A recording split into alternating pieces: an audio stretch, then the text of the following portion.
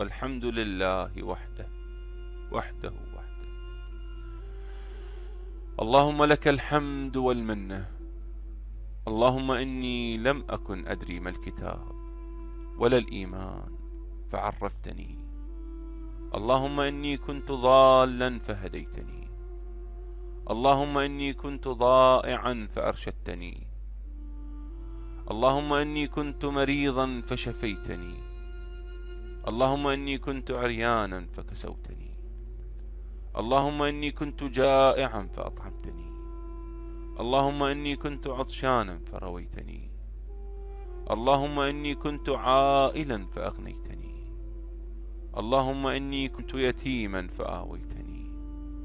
فلا طاقة لي على شكرك، لأني لم أصب خيرا قط إلا منك، ولم يدفع عني أحد سوءا قط إلا أنت. فلك الحمد كما ينبغي لكرم وجهك وعز جلالك.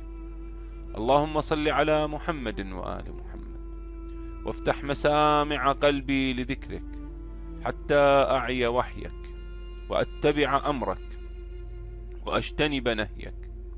اللهم صل على محمد وآل محمد، ولا تصرف عني وجهك، ولا تمنعني فضلك، ولا تحرمني عفوك، واجعلني أوالي أولياءك وأعادي أعداءك، وارزقني الرهبة منك والرغبة إليك والتسليم لأمرك والتصديق بكتابك واتباع سنة نبيك صلى الله عليه وآله. اللهم اجعل مسيري عبرا، وصمتي تفكرا، وكلامي ذكرا، واغفر لي الذنب العظيم، وألحقني بآباء الصالحين. ولك الحمد أولا وآخرا وظاهرا وباطنا. اللهم وأبلغ سلامي إلى رسولك المؤيد المنصور المسدد الحاشر الناشر محمد صلى الله عليه وآله. وأعتذر وأستغفر وأتوب إليك وإليه من تقصيري في تبليغ الرسالة عن وليك وولده المظلوم محمد بن الحسن صلواتك عليه وعلى آبائه الطاهرين.